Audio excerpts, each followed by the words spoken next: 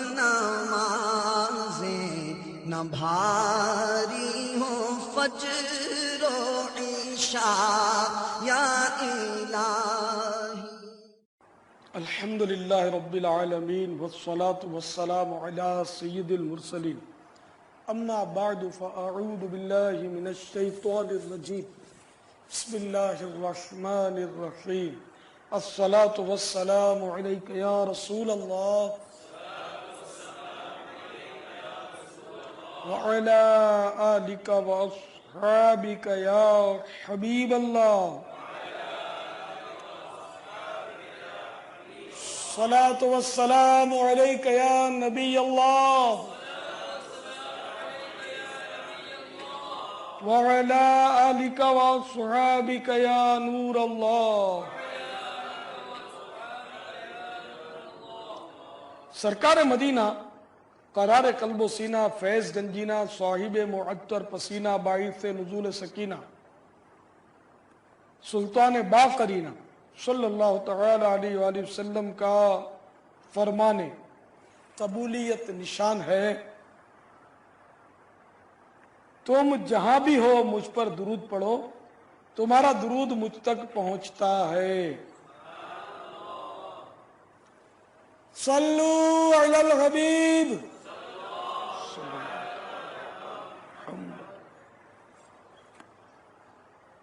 میٹھے میٹھے اور پیارے پیارے سائیں بھائیوں اور اسلامی بہنوں، قرآن و حدیث میں نماز پڑھنے کے بے شمار فضائل اور نہ پڑھنے کی سخت سزائیں وارد ہیں۔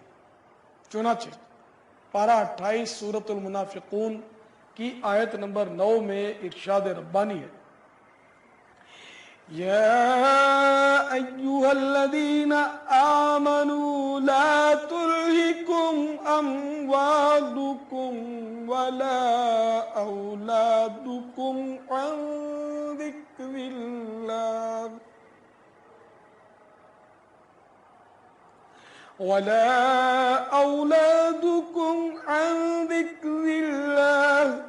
ومن يفعل ذلك فأولئك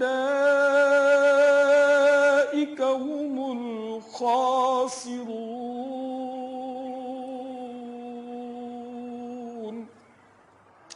ترجمہ کنز الایمان، اے ایمان والو، تمہارے مال نہ تمہاری اولاد، کوئی چیز تمہیں اللہ عز و جل کے ذکر سے غافل نہ کرے، اور جو ایسا کرے تو وہی لوگ نقصان میں ہیں۔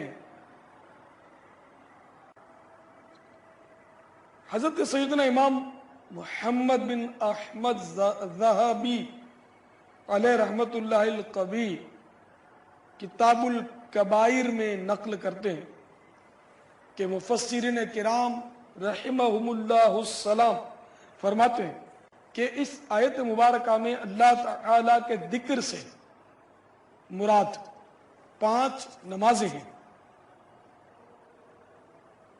پس جو شخص اپنے مال یعنی خرید و فروخت، معیشت و روزگار، ساز و سامان اور اولاد میں مصروف رہے اور وقت پر نماز نہ پڑھے، وہ نقصان اٹھانے والوں میں ہے۔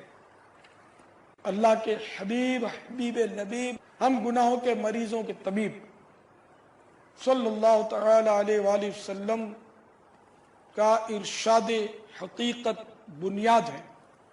قیامت کے دن بندے کے اعمال میں سب سے پہلے نماز کا سوال ہوگا، اگر وہ درست ہوئی تو اس نے کامیابی پائی، اور اگر اس میں کمی ہوئی تو وہ رسوا ہوا اور اس نے نقصان اٹھایا۔ سرکار دو عالم نور مجسم، شاہ بنی آدم، رسول محتشم، رسول اکرم، نبی اکرم صلی اللہ تعالی علیہ وآلہ وسلم کا فرمان معظم ہے، جو شخص نماز کی حفاظت کرے اس کے لیے نماز قیامت کے دن نور، دلیل اور نجات ہوگی، اور جو اس کی حفاظت نہ کرے اس کے لیے بروز قیامت نہ نور ہوگا اور نہ دلیل اور نہ ہی نجات۔ اور وہ شخص قیامت کے دن فرعون، قارون، حامان اور ابی بن خلف کے ساتھ ہوگا۔ معاذ اللہ۔ میٹھے میٹھے اسلامی بھائیوں اور اسلامی بہنوں، حضرت سیدنا امام احمد بن احمد ذہبی علیہ رحمت اللہ القوی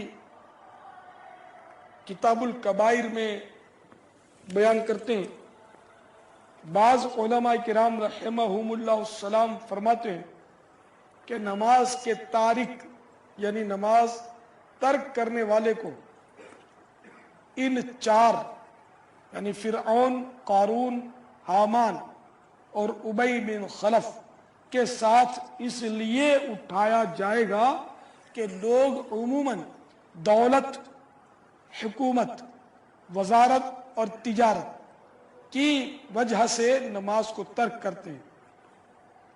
جو حکومت کی مشغولیت کے سبب نماز نہیں پڑھے گا اس کا حشر فرعون کے ساتھ ہوگا، جو دولت کے باعث نماز ترک کرے گا تو اس کا قارون کے ساتھ حشر ہوگا، اگر ترک نماز کا سبب وزارت ہوگی تو فرعون کے وزیر حامان کے ساتھ حشر ہوگا، اور اگر تجارت کی مصروفیت کی وجہ سے نماز چھوڑے گا تو اس کو مکہ مکرمہ کے بہت بڑے کافر تاجر ابی بن خلف کے ساتھ بروز قیامت اٹھایا جائے گا۔ علمان علمان علمان۔ جب حضرت سیدنا فاروق اعظم رضی اللہ تعالی عنہ پر قاتلانہ حملہ ہوا تو عرض کی گئی یا امیر المؤمنین نماز کا وقت ہے۔ فرمایا جی ہاں سنیے، جو شخص نماز کو ضائع کرتا ہے اس کا اسلام میں کوئی حصہ نہیں۔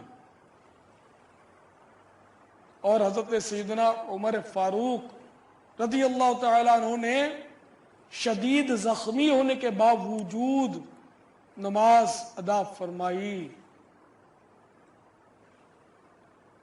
حضرت سیدنا عبادہ بن صامت رضی اللہ تعالی عنہ سے روایت ہے کہ نبی رحمت، شفیع امت، شہنشاہ نبوت، تاجدار رسالت صلی اللہ تعالی علیہ وآلہ وسلم کا فرمان عالی شان ہے، جو شخص اچھی طرح وضو کرے پھر نماز کے لیے کھڑا ہو، اس کے رکوع و سجود اور قراءت کو مکمل کرے تو نماز کہتی ہے اللہ تعالیٰ تیری حفاظت کرے جس طرح تو نے میری حفاظت کی۔ پھر اس نماز کو آسمان کی طرف لے جایا جاتا ہے اور اس کے لیے چمک اور نور ہوتا ہے، بس اس کے لیے آسمان کے دروازے کھولے جاتے ہیں حتیٰ کہ اسے اللہ تعالیٰ کی بارگاہ میں پیش کیا جاتا ہے اور وہ نماز اس نمازی کی شفاعت کرتی ہے، اور اگر وہ اس کا رکوع و سجود اور قراءت مکمل نہ کرے تو نماز کہتی ہے اللہ تعالیٰ تجھے چھوڑ دے جس طرح تو نے مجھے ضائع کیا۔ پھر اس نماز کو اس طرح آسمان کی طرف لے جایا جاتا ہے کہ اس پر تاریکی چھائی ہوتی ہے اور اس پر آسمان کے دروازے بند کر دیے جاتے ہیں، پھر اس کو پرانے کپڑے کی طرح لپیٹ کر اس نمازی کے منہ پر مار دیا جاتا ہے۔ معاذ اللہ۔ حضرت سیدنا امام بخاری علیہ رحمت اللہ الباری فرماتے ہیں سیدنا حذیفہ بن یمان رضی اللہ تعالی عنہ نے ایک شخص کو دیکھا جو نماز پڑھتے ہوئے رکوع اور سجود پورے ادا نہیں کرتا تھا، تو اس سے فرمایا تم نے جو نماز پڑھی اگر اسی نماز کی حالت میں انتقال کر جاؤ تو حضرت سیدنا محمد مصطفیٰ صلی اللہ تعالی علیہ وآلہ وسلم کے طریقے پر تمہاری موت واقع نہیں ہوگی۔ نسائی شریف کی روایت میں یہ بھی ہے کہ حضرت حذیفہ رضی اللہ تعالیٰ عنہ نے پوچھا تم کب سے اس طرح نماز پڑھ رہے ہو؟ اس نے کہا 40 سال سے۔ فرمایا تم نے 40 سال سے بالکل نماز ہی نہیں پڑھی، اور اگر اسی حالت میں تمہیں موت آ گئی تو دین محمدی علی صاحبہ الصلاۃ والسلام پر نہیں مرو گے۔ معاذ اللہ معاذ اللہ۔ حضرت سیدنا ابو قتادہ رضی اللہ تعالی عنہ سے روایت ہے اللہ کے محبوب دانا غیوب منزہ عن العیوب عز و جل و صلی اللہ تعالی علیہ وآلہ وسلم کا فرمان عالی شان ہے. لوگوں میں بدترین چور وہ ہے جو اپنی نماز میں چوری کرے.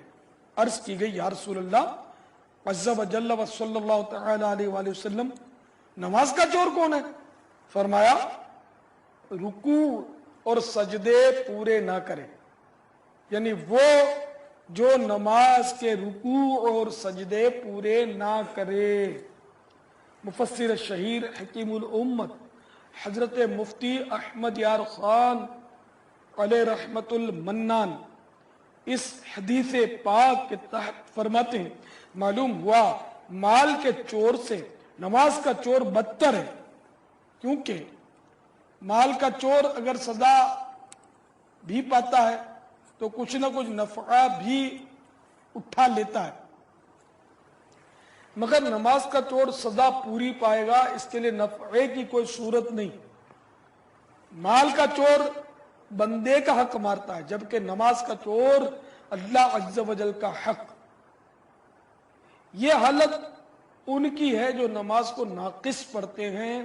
اس سے وہ لوگ درس عبرت حاصل کریں جو سرے سے نماز پڑھتے ہی نہیں.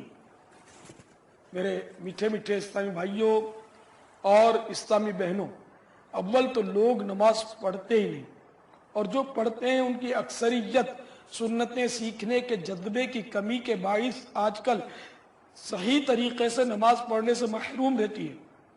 یہاں مختصراً نماز پڑھنے کا طریقہ پیش کیا جاتا ہے.